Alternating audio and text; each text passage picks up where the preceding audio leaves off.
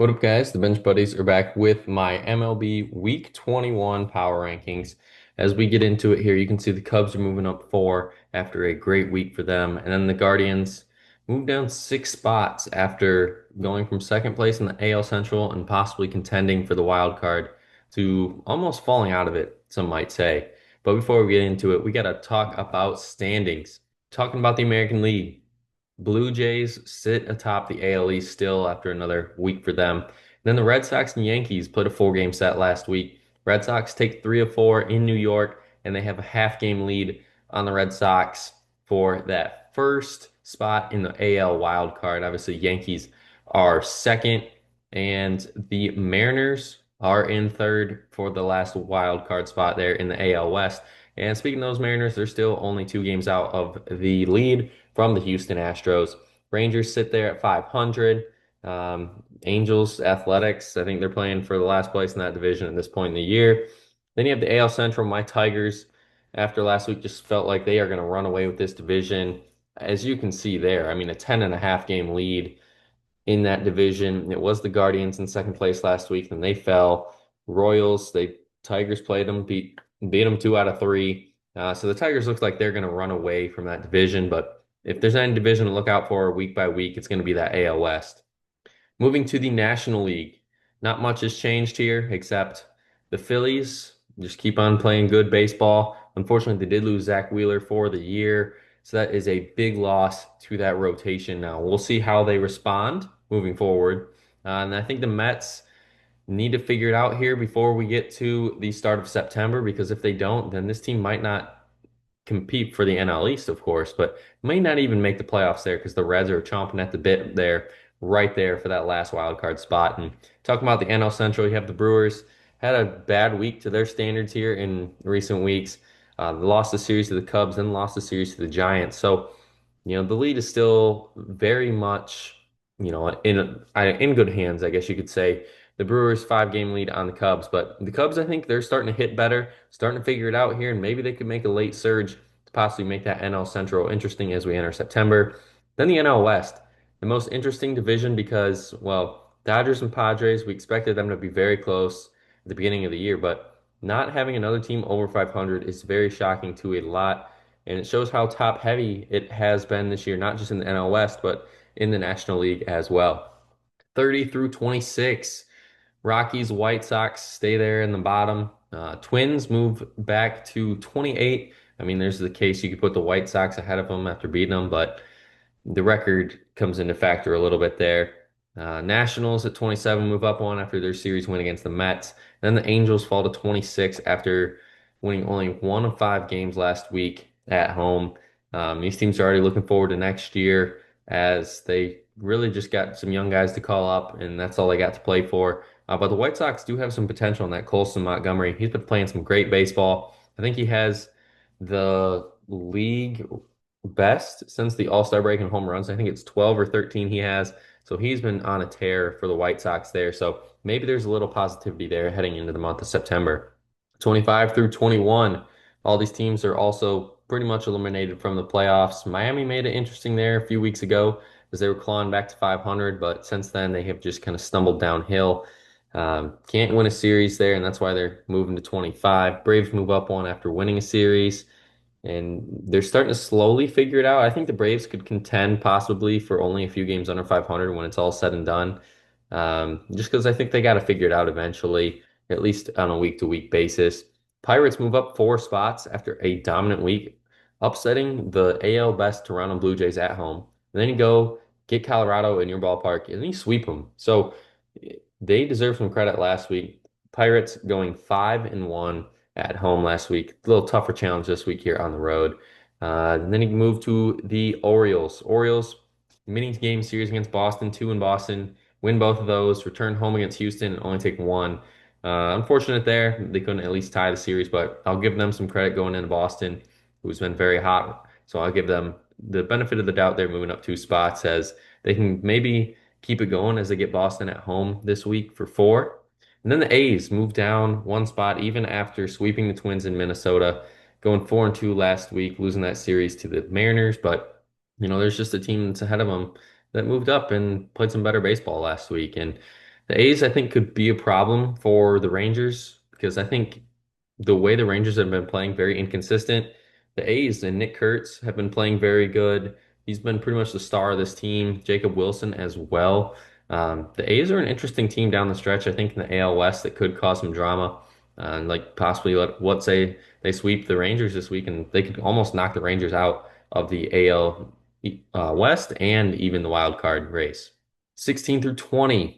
And I have Diamondbacks, as I said, jumping up from 22 to 18, beating Cleveland and Cincinnati at home. I mean, if this team even has a chance at the playoffs, they're going to have to keep having weeks like this. But good luck this week because you got Milwaukee on the road and the Dodgers on the road, the two best teams in the National League. If the Diamondbacks go 5-2 this week, then I might be back in on the Diamondbacks, possibly contending. Um, I don't see that happening, but you just never know here as we enter September. And the teams after the Diamondbacks, Giants and Guardians. Giants, okay, not a bad week. You beat Milwaukee, but then you take one of four in San Diego, so they're staying at 19 for me as they return home. Guardians desperately needed to return home as they lost the series to Arizona and got swept on the road in Texas and they return home to get Tampa and Seattle. So if this team has to pick it up, they have to pick it up, excuse me, if this team wants to even contend for an AL wildcard spot. This team's been very competitive, but it just seems like this year is going to be their down year. Then you have the Cardinals and the Rays at 17 and 16, both moving up a spot. Now the Rays beat St. Louis, so that's why they are ahead of St. Louis. But because of the Guardians falling, that's pretty much why they are moving up a spot. Now, talking about the playoff contenders that I think really have a chance to make the playoffs, um, Reds stay the same, Royals, Mets, and Mariners all stay the same, and the Rangers move up too after their series win at home against the Guardians. Like I said, they swept them to keep them at 500. And, the Royals obviously stay there at 13 because they did take 3 or 4 from Texas. So that's why I kind of have that there. But the Royals, this was their week to possibly get back into it.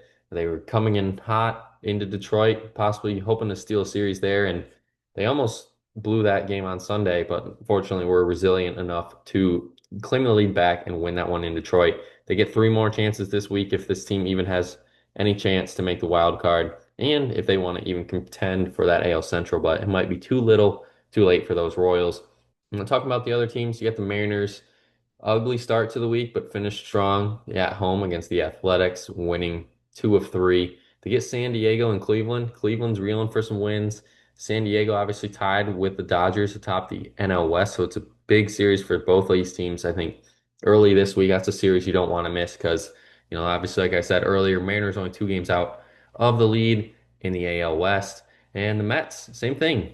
You got your division rival who's also in first place. We're one spot ahead of you coming into your home park. I think the Mets, I mean, obviously you would love to sweep them, but you got to at least win this series against the Phillies to at least get one game on them, possibly claw your way back into this thing.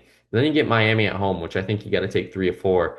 I know the Mets have been struggling, but maybe that series win in Atlanta can ignite a spark and possibly get this thing going here for the Mets. And then the team I haven't talked about yet is the Reds. Just another mediocre week there for the Reds as they're keeping their names afloat, waiting for another team to stumble, kind of like the Mets have. But it's going to be a lot tougher this week as they go to the Dodgers and then return home against the Cardinals, the division rival. So Terry Francona and the Reds, they really got to start clicking and playing a little bit better baseball if this team really wants to contend for a playoff spot. Now, obviously, they've done enough to be in the mix, but can they do just a little more to even steal that wild card spot at any point this season? Maybe not, may not be the final. I think the Reds can definitely take a spot from the Mets at least some point in this season.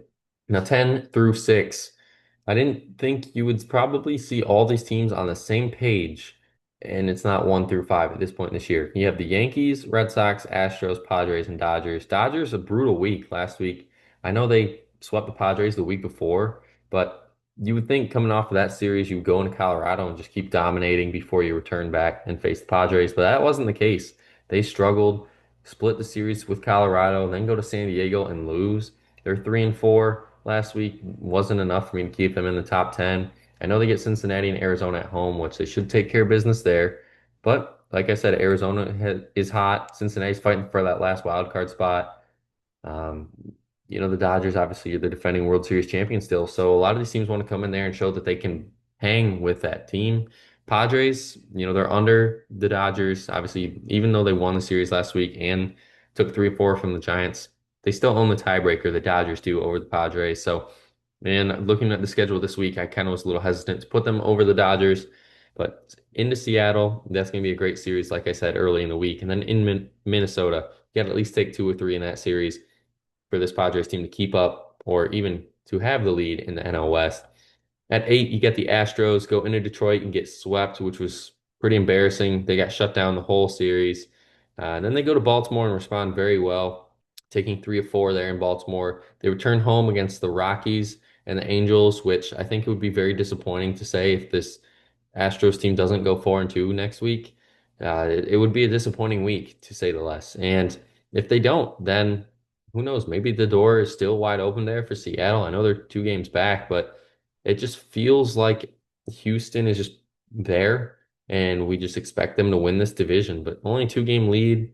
They haven't been playing the best baseball in the world since the All-Star break. I mean, they've been playing a little better since the trade deadline as well, getting Correa back, and Jesus Sanchez. But the defense, at least when I was watching in that Tiger series, was a cause for concern there. The bullpen, but the Astros, I don't know. Come September, this team just figures it out.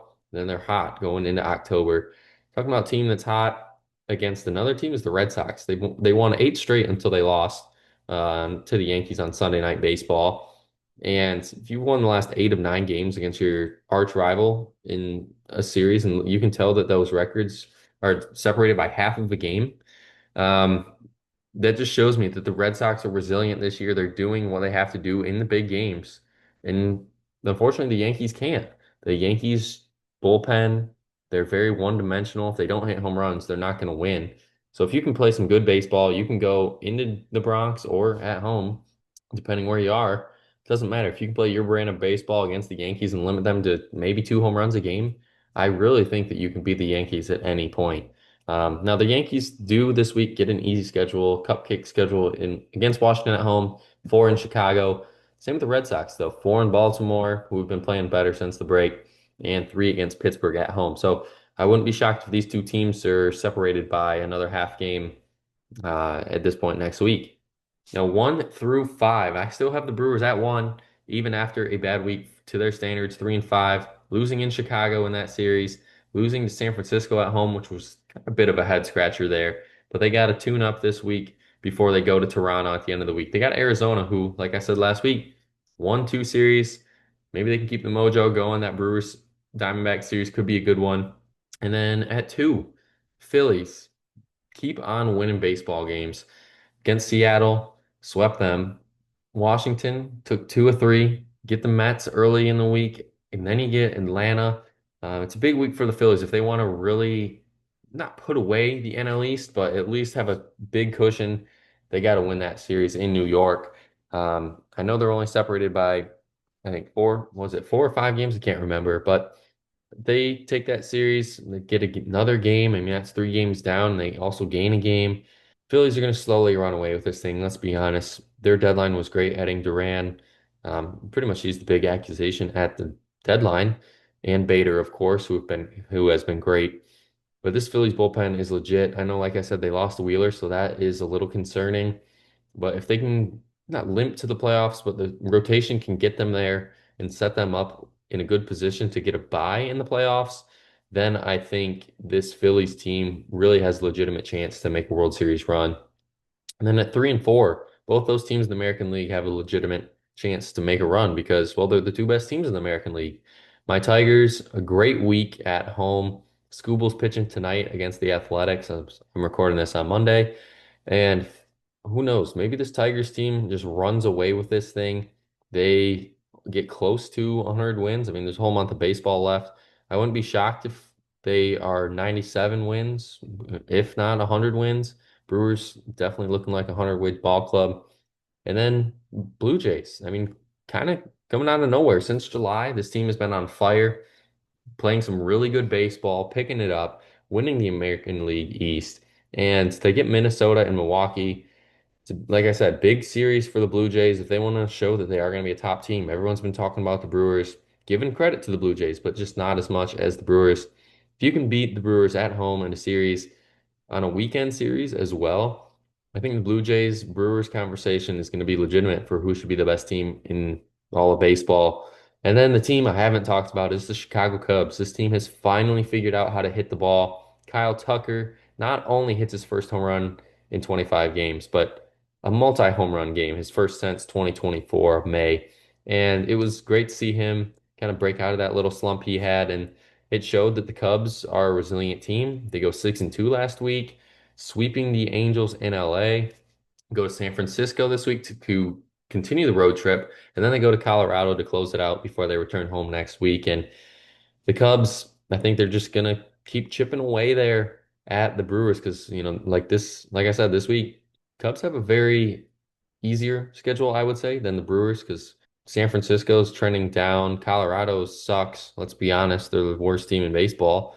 Where you have the Brewers facing a team that, had a good week last week, and then you go into Toronto, who's arguably the best team in the American League. And I don't know. I think the door's still open there for the Cubs after last week's showing against the Brewers at home, and then obviously winning that series, like I said, in Los Angeles. But I think the cases to be made 2 through 5 can be in any order, but this is just my personal preference.